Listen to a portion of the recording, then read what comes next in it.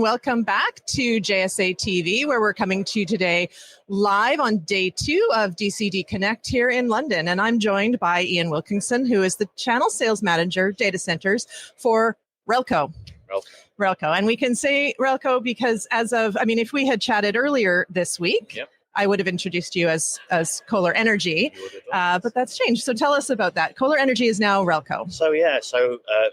We're now Rehlko. I guess historically, as under the Kohler Energy brand, of course, or group, we are now, as we're working going forward as an independent under an investment company. So we're really excited about the opportunity. I think that opens up for us, and I guess from a realistic perspective, we are an energy division. We were an energy division within Kohler, so none of that really changes. We're just doing it as an independent under a different investment arm, I guess. Okay, yeah, and so it feels like big news, but it's really semantics in a way where change of brand, some new energy though into the business. I guess because I think when you brand is of course it's really important to send strong messages out to the market. Yeah. But you work with your colleagues, you work on your products, you work with your customers, and again, without repeating myself, that doesn't change. We're going to get up and do exactly the same thing, but like you say, with hopefully a bit more excitement. And so, in sort of another focus that I wanted to talk about is just another thing that you've been doing for a long time, but have sort of accelerated, and that is your latest initiative around the environmental product declaration. So I say not new because I know Kohler Energy, which is now Rehlko, you've been focused on sustainability for a long time. Yeah, of course. So tell us about this latest initiative. Yeah, so I guess it builds on what we've done in the past. For example, we were the first generator manufacturer in the world to approve the use of HVO across the board with our machines. And of course, we did that because of customers. Customers demand that. Were demanding that from us. And this is the next stage.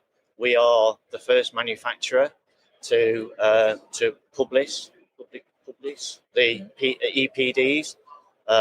So the clients, again, specifiers, customers, and users, they've been coming to us for probably a couple of years, asking us for our CO2 impact.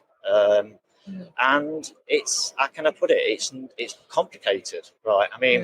We've actually done it to an ISO standard, ISO 42025, I believe, and we've actually done the more rigorous version of that. So it's the Type 3. So it's literally from extracting the raw material from the ground right through its life cycle. Even can you believe even delivering the product, the packaging that's used, and how that can be recycled, the fuel that it uses during its lifetime. And ultimately, when it's at the end of its life, which could be as much as 40 years, the actual recycling and how much of that machine, if you like, can be recycled. And I think we believe that we can recycle about 60% of that machine after 40 years. Yeah. So it's something that we know.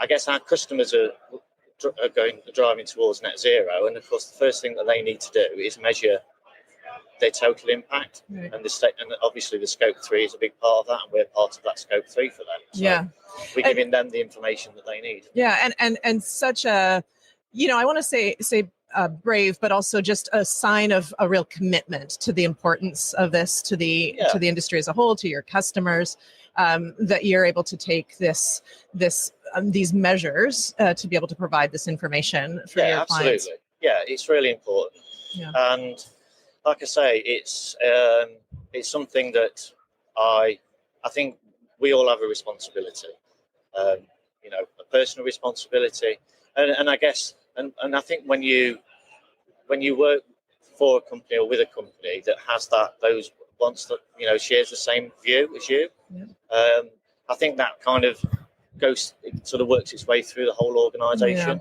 I think that's really important. Yeah, that is. And so in addition to this, the product declaration, are there other initiatives around sustainability that you can share? Yeah, I mean, one thing, again, that we've been talking to our customers about recently in the last sort of 12 months is about, we call it conscious care, which is an operational, a way of operating your machines. And again, these are, our machines are in standby. It's providing standby power. So they're not the primary source of power for the data center. So they're sitting in there in standby mode. And our customers, if you like, exercise those machines on a regular basis, because clearly they want to know if they have a power outage that those machines will start and take the load of the data center. But quite often the machines are exercised when they don't need to be exercised. The analogy I always use is, I guess, you don't start your car on a Sunday night knowing you want to go to work on a Monday. Right. We kind of know it's going to start. Yeah. We hope it will. Yeah. Well, it will. Yes. I mean, it will. With good maintenance. Right. And so we've been talking to our customers over the last 12 months about, as long as, we'll help you understand the health of that machine. You don't actually have to start it to understand that it will start. And we help them with things like condition monitoring of the batteries, the fuel system, and so they've got so they don't feel as though they need to switch that machine on just to see if it will start or not. Mm-hmm. And of course, that you don't lose fuel, so your carbon impact again is lower, right? Even when these machines don't run, and we don't want them. It sounds a crazy thing to say, but we don't want them to run. Right. That makes a lot of sense. Yeah. Now, I understand during the show we mentioned stay tuned, and I think later today, is it, that you're recording a podcast? I am. Can you tell us a little bit about that? Well, I'm going to be doing it on a similar topic, actually. Okay, I'm doing it on the PEP, on the Eco Passport. Makes sense, yeah. So it's quite a big stage, I've noticed down. It is a big stage. Yeah, it's a great venue, I think. Have you been enjoying the show? It's been a great show. Successful. Yeah. That's a lot of, I guess you always get the name, then they look at the guys on the stand and go, wait a minute, yeah. Yeah. And you see the right. So yes. Of course, that takes time. That's part of the retraining, the re-educating the market, right? Yeah, but it's great. I mean, it's something, like I say, something to talk about. It's it gives you an opportunity to explain your business. Right. Maybe. It gives you something new to talk about, I guess, absolutely. Right? Yeah. So sort of as we wrap up here, then any sort of forward thinking. I mean, we've been talking a lot about all of the areas that you're focused on, especially around sustainability. But as you look forward, what do you think's the most important for the industry and for Rehlko to be focused on in the future? I think it's our product will continue to develop for sure. Yeah. We're in a fortunate position. We have a really good generator platform, if you like, to build on, and we will continue to, produce less emissions. We will continue to improve performance. We'll improve the way that we monitor engines, and the amount of information that we'll give access to, if you like, to the customer too. So they've got that. They understand our product better. But really, I guess it's just about getting more out of the same product in reality. That'll be the next thing.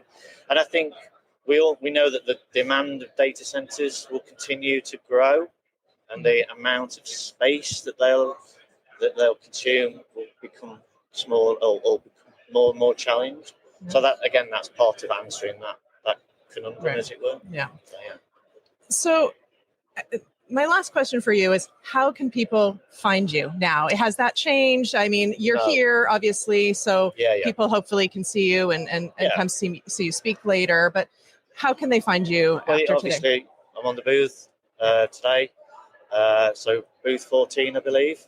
So come and see us, And, I'd love to come talk to us about your generator needs. Okay, fantastic.